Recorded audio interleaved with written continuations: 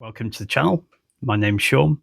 The idea behind my channel, apart from promoting my own music, is to help you as a musician turn your riffs into whole songs. First things first, I'm going to have to apologise if I seem a bit sweaty. It's currently 14th of August and it's 30 degrees outside. So in this video, we're going to talk about key changes. This might be something you want to implement if you want to change the tone of your song, if you want to throw your listener off track, or perhaps you're just completely unaware of how to do it. It's a lot easier than you might think. You do not need to have a working knowledge of music theory. It's the whole point of these videos I put out, just to show you how easy it is. So if you're a belligerent metalhead like me, you don't need to be a pro at this stuff to implement this and get it in place. So for myself, for my new album, which is coming out pretty soon, it's all finished, just waiting for a day to go down, spend some time with some guy in the studio, get something polished and artwork and all that stuff. So for this album, I decided to start introducing key changes just to keep stuff sounding a bit more fresh.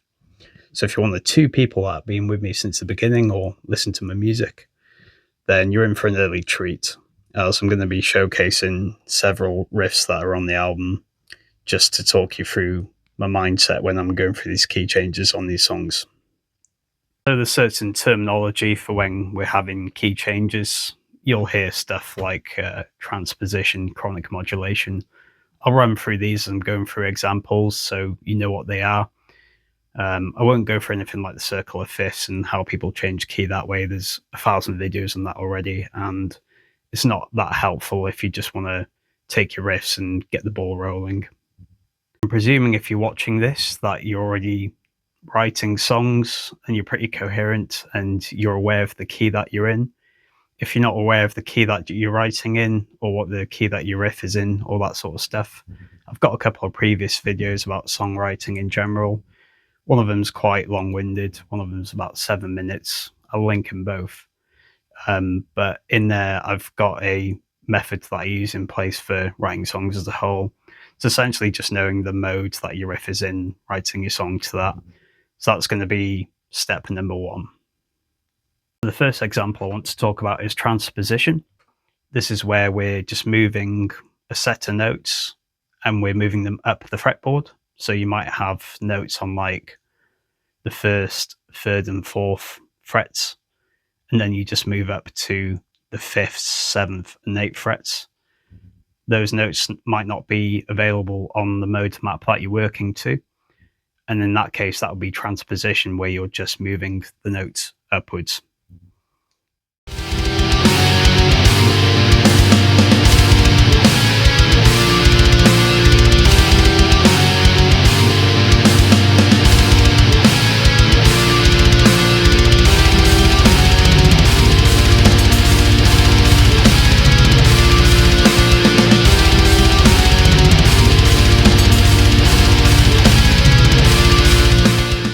So a good example of this is the Silosis song Victims and Pawns from the Dormant Heart album.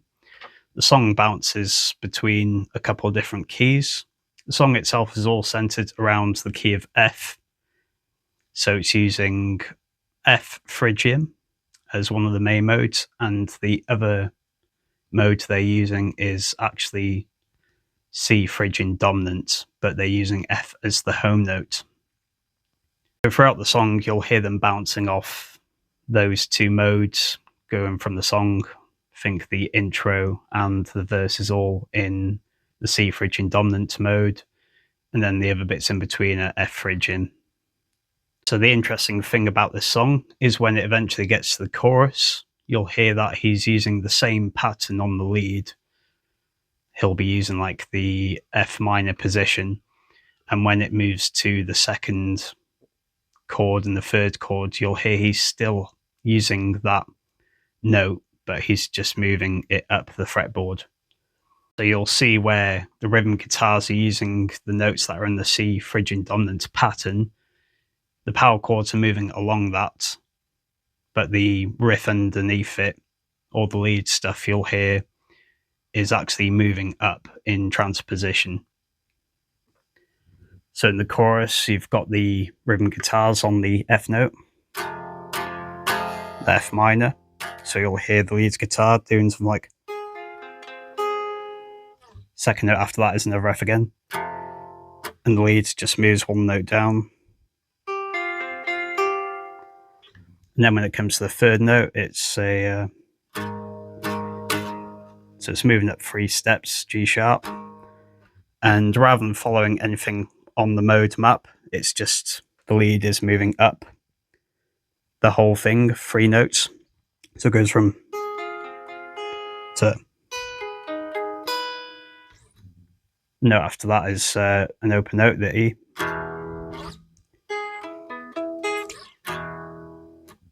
Goes back to the F.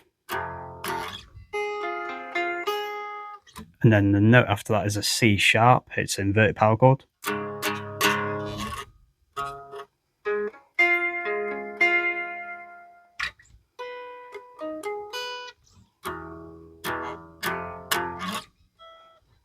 So the whole thing with the lead would be something like.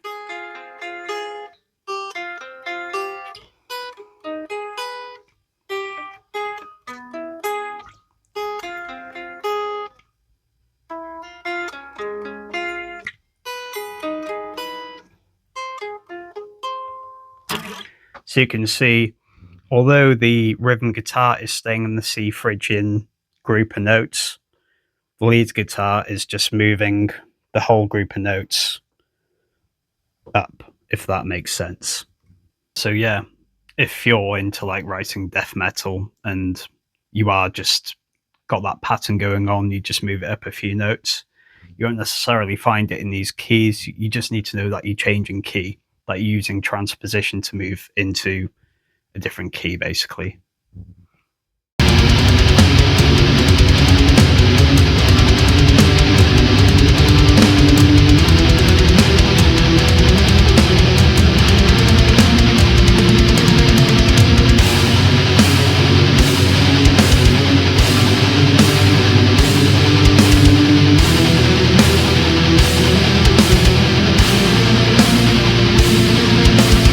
Next example, you might have written a song in a particular key and you're looking to introduce a note that's not on that key for something. Like you might be wanting to introduce a riff that changes up the mode of the song and stuff. There's a couple of ways we can go about implementing that. If you've had a melody earlier on in the song and you're using a few notes, what you could do is look for another mode map that's got similar notes, but one that includes the notes that you want to use. So for my example, I was writing everything in G Phrygian dominant. I wanted to use the 4th note on the 2nd string, which was the C sharp, which wasn't available. All I did was started looking for a mode map which included the first part of the melody, but had that note included. So for me, I'd been writing the song in G Phrygian dominant, and a mode map that included that note I wanted to use was C Phrygian. And this worked out pretty well for me because Phrygian dominant and Phrygian only actually have 1 note difference. You're just moving the 3rd note, but it has such a different sound overall. So Phrygian dominant is the Egyptian scale, which we all know and love. And then Phrygian, still very metal oriented scale, but it sounds a bit more harmonic. So for me, I ended up using this for a solo section. And then I worked my way back into the Phrygian dominant. If you're aware of the notes that are in your particular scale and you're aware of the note that you want to use, you can start looking at these side by side, figuring out which ones have relevant notes included, and you can start bouncing between them. Quite surprising because they're in 2 completely different overall scales, but there's only 1 note difference between them. It's simply moving the 3rd note in the scale along. And the same thing could be said for Phrygian and Aeolian. So with that being said, that leads us on to the next bit of terminology, which is chronic modulation. This is where you're moving a group of notes just up or down half a step. So it doesn't sound completely out of key. It sounds like it is kind of working. But, you know, it's got a different effect to it. For my song where I'm bouncing between G Phrygian dominant and C Phrygian, if you're looking at those maps side by side, you'll see that the notes on the second string basically just move half a step down.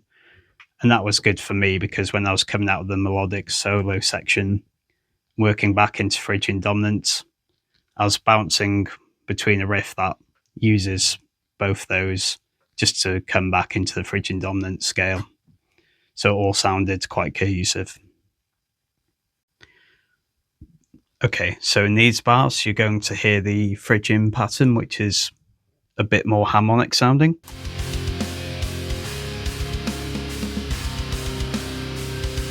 And then when it comes into the next part, you're going to hear it sound going from more harmonic to a bit more evil.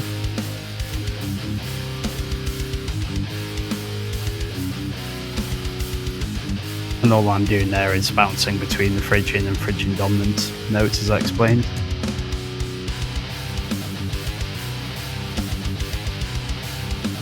And then we're back into the Phrygian dominant pattern. Just knowing that the note that you want to include into your song, and then knowing how to find that in a different mode map and building that into your song, it's a great way of changing key and adding a different depth to your song and different emotions, all that kind of stuff. So the next thing we're going to talk about is more complex ideas. You might have come up with an unusual melody where you can't find a mode map where all your notes are included.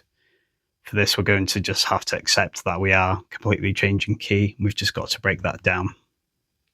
So for the uninitiated, the way that a lot of scales are built up, like your harmonic minor scale and all that, is every single mode will have a note from A to G.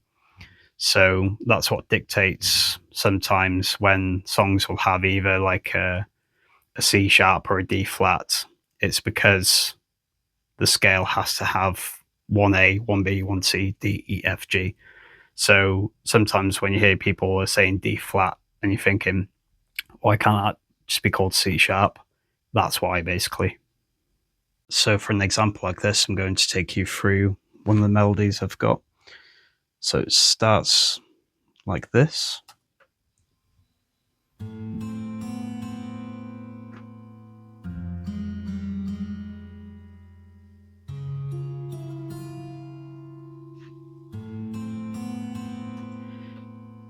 So you can hear that it's a very kind of mysterious sound going on. But if we're to break down all those notes that are in those sections, we'll find that they're not available in any key. So for the first part, we've got an A and a B and a C. For the second part, we've got a F, a G sharp or an A flat, depending, with a G. And then the last part is a C sharp or a D flat, and an F and an E. So if we put all those notes together, we'll find that they won't fit any of these scales that we're all used to using. So we have to accept that we have to break this riff down, and we're working into several modes. And that can be advantageous now because that will give us several options for modes we can use, and that will be really easy for us to change key during the entire song.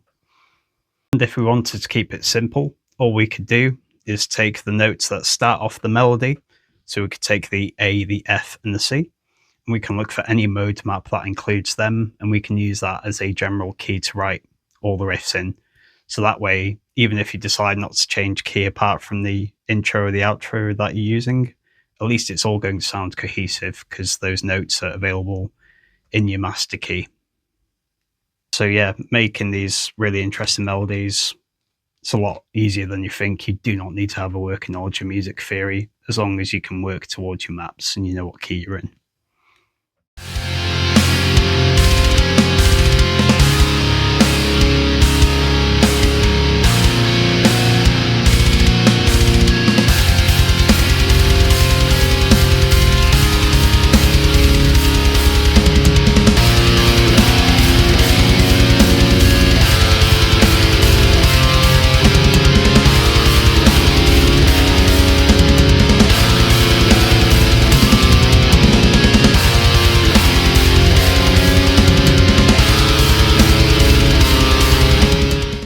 Okay, for the next example, I spoke about earlier about patterns like phrygian dominant and phrygian only being one note apart. So another thing I've done with a song is I've written one half of the riff in a phrygian dominant pattern and the second part in a phrygian pattern.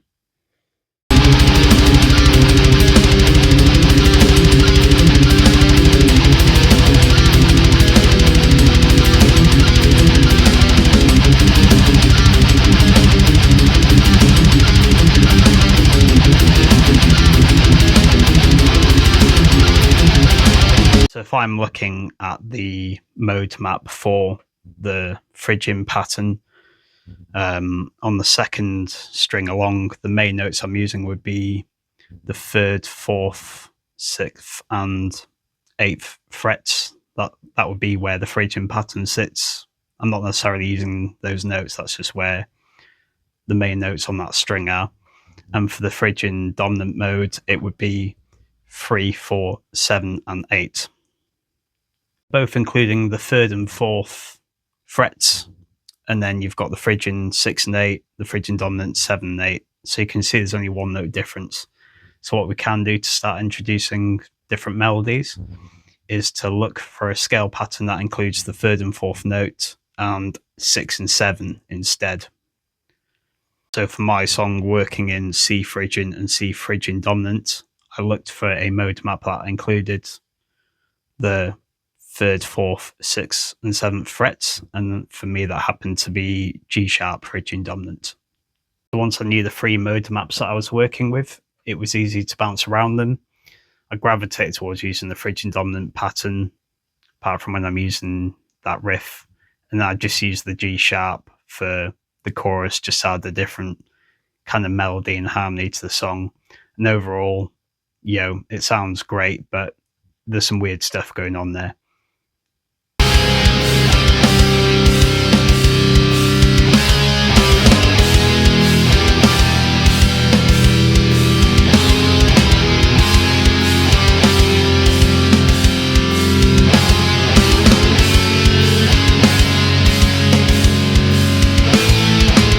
When the chorus is working back from G sharp into the C pattern, it's got this really dark sound to it. It's a bit chimerish, but yeah, it's just another way of getting these scales to work to your advantage and building some interesting harmonies.